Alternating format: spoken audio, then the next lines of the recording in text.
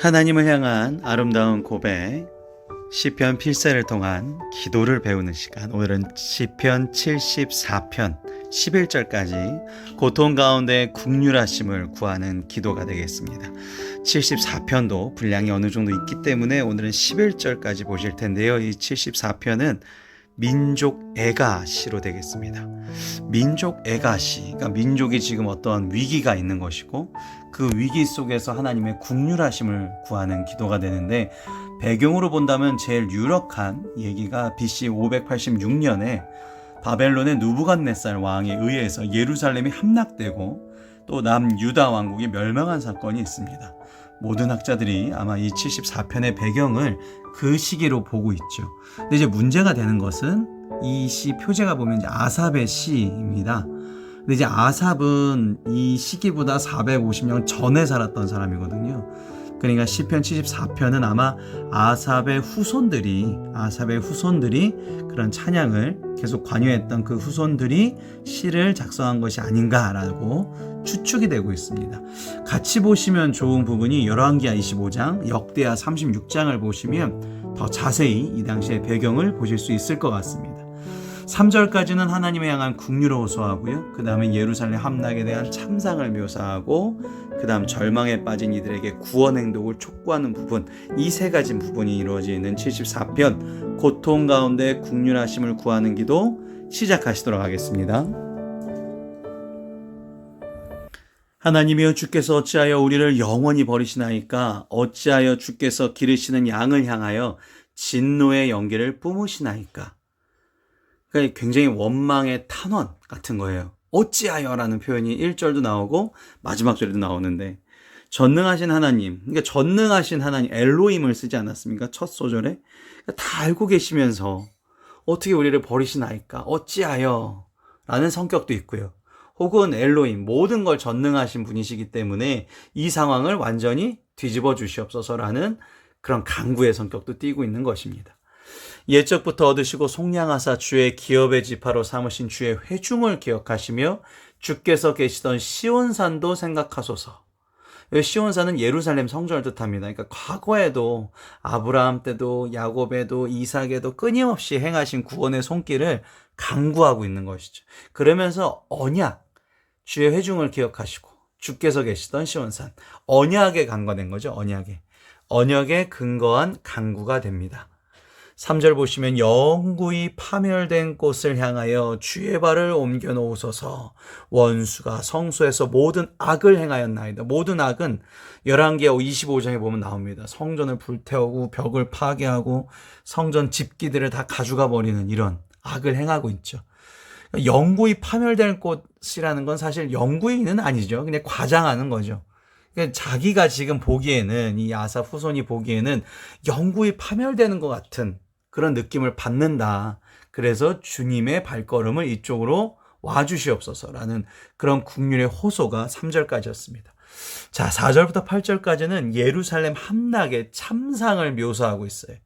주의 대적이 주의 회중 가운데 떠든다는 거는 이제 원어로 보면 위협하고 소리치는 겁니다. 그러니까 자기가 이곳을 정복했다고 위협하면서 자기들의 깃발을 세워 표적을 삼았으니, 그 당시에 이 전통 중에 하나가 정복자들은 자기가 정복한 나라의 그 신전에 가서 자기의 신을 상징하는 깃발을 꽂는 그런 전통이 있었다 그럽니다. 그러니까 예루살렘 성전에, 하나님의 성전에 자신들의 이방 신들을 신전에 그 깃발을 꼽아버린 것이죠. 그들은 마치 도끼를 들어 삼림을 베는 사람 같으니이다. 이게 무슨 뜻이냐면요, 그 살림을 벨 때 굉장히 강력한 도끼를 들고 굉장히 연약한 나무를 내려치지 않습니까? 약한 나무를 내려치듯이 그렇게 다 부셨다라는 거죠. 이제 그들이 도끼와 철퇴로 성소의 모든 조각품을 쳐서 부수고 주의 성소를 불사르며 주의 이름이 계신 곳을 더럽혀 땅에 엎었나이다.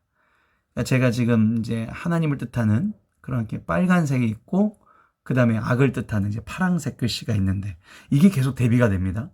그래서 그들은 결국 하나님을 향하여 죄를 지은 악인이라는 것이죠. 그들이 마음속으로 이르기를 우리가 그들을 질면하사 하고 이 땅에는 하나님 모든 회상에 불살랐다라는 것이죠.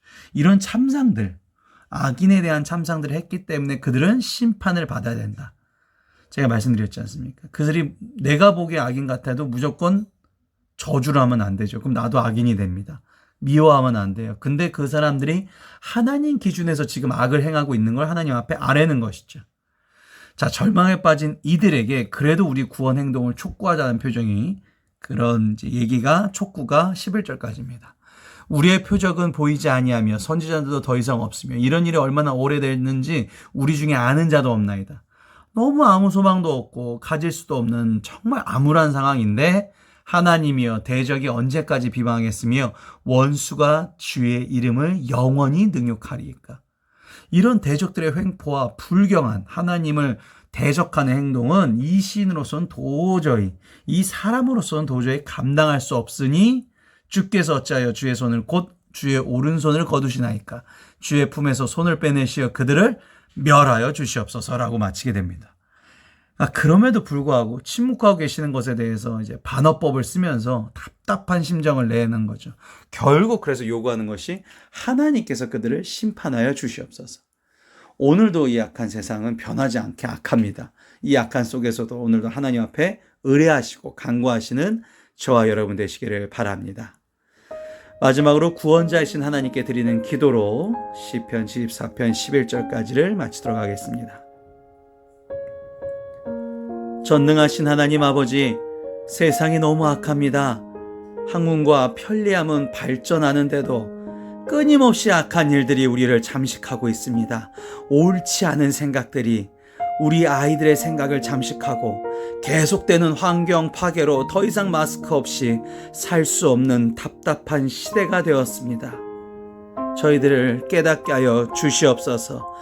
다시 하나님의 형상을 닮은 모습으로 그 모습 그대로 회복할 수 있도록 하여 주시옵소서. 성령의 인도하심으로 저희의 길이 주님의 뜻대로 갈 수 있도록 하여 주시옵소서. 사랑과 은혜가 풍성하신 주 예수 그리스도의 이름으로 기도했사옵나이다. 아멘.